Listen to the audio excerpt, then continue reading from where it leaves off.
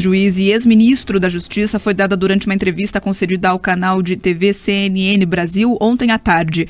O nome de Moro para o Senado já vinha sendo especulado há alguns dias. A candidatura oficial do político paranaense, no entanto, só deve ser definida no segundo semestre, depois da realização da Executiva Nacional do União Brasil e quando começa oficialmente a corrida eleitoral. O União Brasil ainda discute a possibilidade de Sérgio Moro se candidatar como deputado federal. O partido pode optar por esse caminho, por saber que o ex-juiz tem potencial de puxar muitos votos. Mas durante a entrevista de ontem, Moro deixou claro qual é a sua preferência. Vamos ouvir. Então eu estou na União Brasil, estou construindo ali meu espaço. Hoje estou como pré-candidato ao Senado aqui em São Paulo. Claro que isso vai depender ainda de eu tomar uma decisão definitiva quanto a isso e o próprio partido.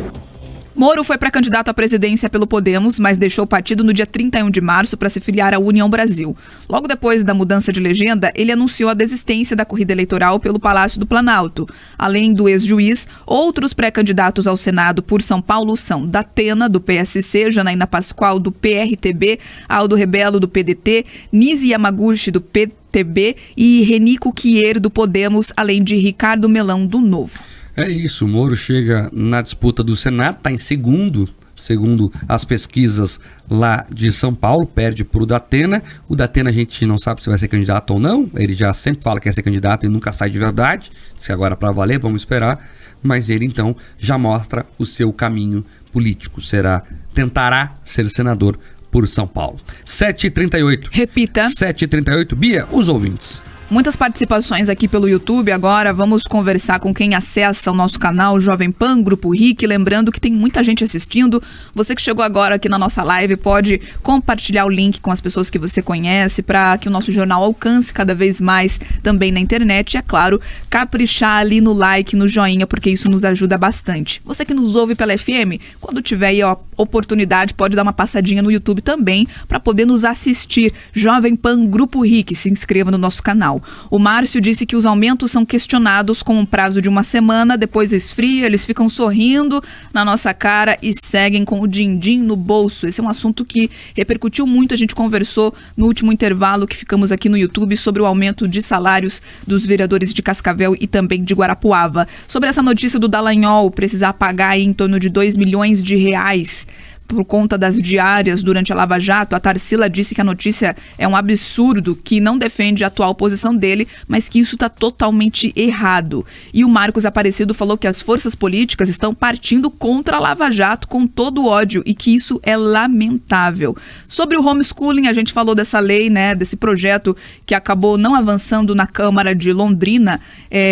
O Francisco Amaral disse que são tantas imposições que se faz para o ensino em casa que para os pais que têm ensino básico ou tecnólogos não poderão ensinar os filhos em casa. Ele está explicando aqui que o projeto de lei, que está tramitando inclusive agora no Senado, é para que tenha ali um conhecimento mínimo por parte dos pais que tenham as crianças em homeschooling. E é interessante a gente falar sobre isso porque muitos dos que se posicionam contrários, sindicatos, representantes aí de instituições de educação, eles dizem que o homeschooling aumentaria a evasão escolar, que essa criança estaria em casa sem estudar, sem acesso ao conhecimento. Mas é muito pelo contrário, porque os pais que encaram toda a burocracia e toda a fiscalização de ter um filho em homeschooling são pais que estão preocupados com a educação da criança e com certeza não vão medir esforços para que ela aconteça da melhor forma possível. Claro, é a opção do pai. E eu reforço aqui, tirando raríssimas exceções, Bia, os pais amam os filhos, eles querem o melhor para eles. Né? Não é factível que alguém vá tirar o filho da escola para deixar ele sem fazer nada em casa. Que besteira. Então, o pai que optar por esse caminho vai ter que investir, inclusive dinheiro, com professor, com tutor, né? com livros, com acesso à educação. Então, é besteira isso. Né? O homeschooling é a liberdade do pai e da mãe escolher o que é melhor para o seu filho.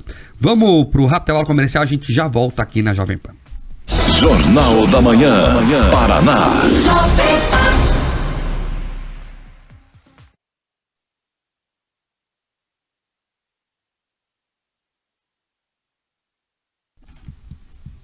Agora, ao vivo e exclusivo para a live, na verdade, vamos explicar aqui para quem está na live por que os sindicatos não querem o homeschooling. Porque daí os professores sindicalizados não vão poder ter acesso às crianças para eles repassarem as suas convicções, as suas ideologias políticas. Então, você veja que a parte da esquerda que se enfiou na educação para fazer a chamada revolução cultural, que foi pregada pelo Gramsci lá atrás, né? Que ele diz que a revolução se dá pela educação, pela cultura, né? Então, ali os professores de esquerda perdem essa ferramenta. Então, a preocupação deles, não é com a criança, nem pouco. A preocupação dele é que eles perdem esse poder de influência sobre as crianças, né? Eles perdem o que eles chamam de despertar do esquerdismo para muitas pessoas. A preocupação é essa, não caia em outra conversa. O pessoal participando bastante ali, né, Bia? Participando muito, e a gente agradece, né, o número aí legal de pessoas que estão participando pelo YouTube. Lembrando que vocês podem nos ajudar clicando ali no joinha. Peço mais uma vez para que façam isso. Não se esquece também ali de se inscrever, isso ajuda também a impulsionar o nosso canal. E lembrar vocês que não é só o Jornal da Manhã Paraná que é transmitido pelo YouTube, a gente tem também outros programas que trazem notícias de Londrina, Curitiba e de todo o estado do Paraná, além, é claro, de repercutir as principais notícias do país. Luiz de Camargo disse que é a favor da escolha dos pais, da liberdade de escolha do homeschooling. O Marcos Gotardo falou que os alunos ficam mais sem aula na escola por causa dos sindicatos e dos professores em greve do que se isso acontecesse em casa. Teve ouvinte ali também comentando sobre as possibilidades de criar classes em condomínios, essa autonomia que os pais teriam para fazer a educação dos filhos. E o Marcos Gotardo disse um absurdo a justiça sendo mais uma vez contra a justiça e contra o que é certo. E essas decisões que a gente vê em relação à Lava Jato, né, Mari, que também reforçam como que durante todo o ano ali de administração e de poder do PT, eles foram costurando essas parcerias no Judiciário e também no TCU, que é um órgão auxiliar do Poder Legislativo, e essas parcerias, esses parceiros que fazem parte do grupo que permanecem lá e ainda conseguem, mesmo com o PT fora do poder, tomar algumas decisões que estão relacionadas ao partido. É perfeito, Bia. Na verdade, o projeto de poder do PT vai muito além de ganhar uma eleição.